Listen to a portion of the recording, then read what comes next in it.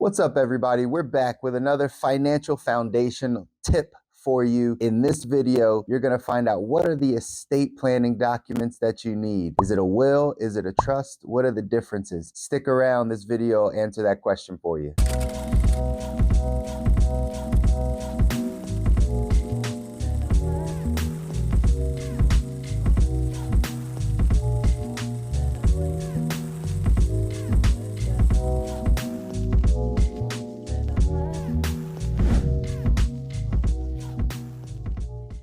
What's up, everybody? It's Chris, your financial coach, financial therapist, back with another financial foundational tip for you. Again, as always, like and subscribe to the channel. Share this with anyone that you know would benefit from this financial information. Here, we're just giving you more education around finance, around business, around some of the areas to help you design your ideal financial life. Today, we're going to talk about those estate planning documents. Sometimes we hear the terms, get your affairs in order. Well, what does that exactly mean? What affairs do you need to get in order? And one of the things that maybe we haven't been educated about or just haven't been privy to are the estate plan. What happens when you own assets, you have an estate, and you want to pass that estate down to the next of kin, the next generation? There's some specific documents that you're going to need. So let's outline those documents really quick, because there's only a few things that you're going to actually need in order to make sure that your estate gets transferred properly. Before I dive into those couple things, one thing to think about is, why do we need to do this? When someone passes away, their estate is no longer controlled by them, obviously, because they're deceased. So their estate, the things that they've owned, the things that they've accumulated, the things that were attached to their social security number or their name, that goes through a process with the government called probate. Once that person is deceased, it doesn't just pass on to the next of the family. Now someone has to go and change the records for all of those things. If a parent passes away, but the house is in their name, or they have debt in their name, well, now someone has to be the executor of that estate, meaning they have to oversee that estate. So we need to make sure that there's documentation in place to be able to pass those things on properly and say who actually gets to control those assets. But even more so, before you pass away, the living also need to cover themselves and protect themselves. So a lot of the estate planning documents are actually more for while you're living and potentially something happens to you. So one of the first documents that you might hear of is called a living will. A living will is just something that, again, it says these are kind of your wishes while you're still alive, right? While you're still alive, but you can't maybe speak for yourself, you get too old, or you're in a coma or anything like that. These are the instructions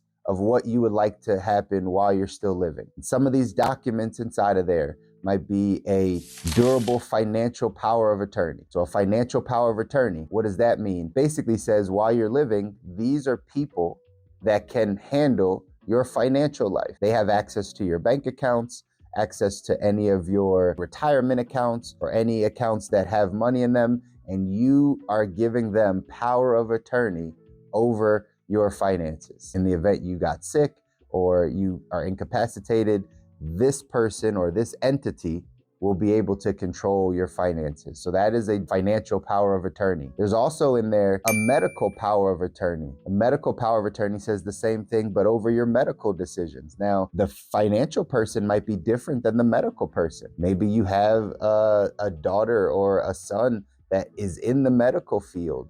Maybe they're not the greatest with money, but they understand the medical side of things. Well, you can have them as your medical power of attorney. So if anything were to happen to you in the hospital, they can tell the doctor, here's what we would want to happen. Maybe someone else is named different for your financial power of attorney. There's also healthcare directives. Healthcare directive just basically says these are your wishes, how you direct someone to care for you in your health. So those are parts of a will. Those are the main parts of an estate plan, specifically having a will. A living will talks a little bit about your final wishes and then just kind of what to do while you're living. You have your financial power of attorney and then your medical power of attorney, as well as your healthcare directives. That's what constitutes a will, basically. That will is just a legally binding document.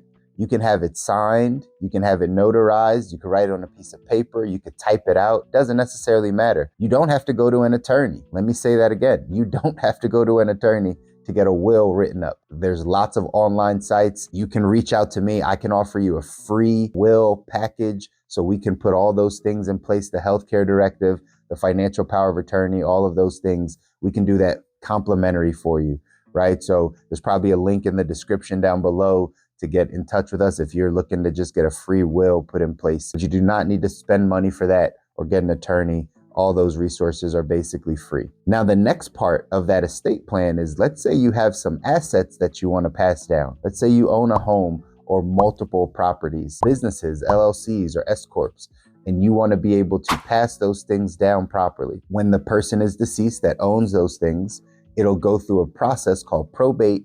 Probate can be very long. It can be tedious for your family. There can be lots of hands in the pot, so to speak. But that's basically the government taking all possessions of the assets and then the family coming back and then becoming the executor of the estate to get those assets back. So the proper document that you want to have is a trust.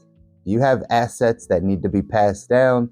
You need to put those things in either a revocable or irrevocable trust. A revocable trust basically says this will avoid probate. The assets are inside of the trust, and think of a trust as a lockbox for all of your assets. Then when that person passes away, because the things are now owned by this entity, the trust, it can avoid probate. It can avoid the government, and you can basically just pass those things down to whomever you name as the trustees or the beneficiaries of that trust. That is the easiest way to get past probate. It will not avoid taxes or any of those things on the sale, right? Because that's a common myth, is that, the trust will avoid taxes. It will not avoid the taxes on it, but it will protect it from going through the probate process. And upon selling it, right, like it's not, there's not going to be an issue. That's a revocable trust. Then you have an irrevocable trust where, let's say you have so much wealth or you've built so much that you never want this to change. This becomes like a legacy trust. No one has the ability to touch this, change this, dissolve this. Once it's locked in, it's locked in. Then you step into the irrevocable trust side. Those you do need attorneys to work with, whether it's a revocable trust or an irrevocable trust. Both of those two will need some form of an attorney guidance to make sure that those things are following the proper state jurisdictions and just have the proper language in there, because every state's a little bit different. But a trust protects the assets when you're passing it down. So basic estate plan, you have your living will, healthcare directive, your medical power of attorney, financial power of attorney, even your final wishes. That's on that side. That stuff is basically free.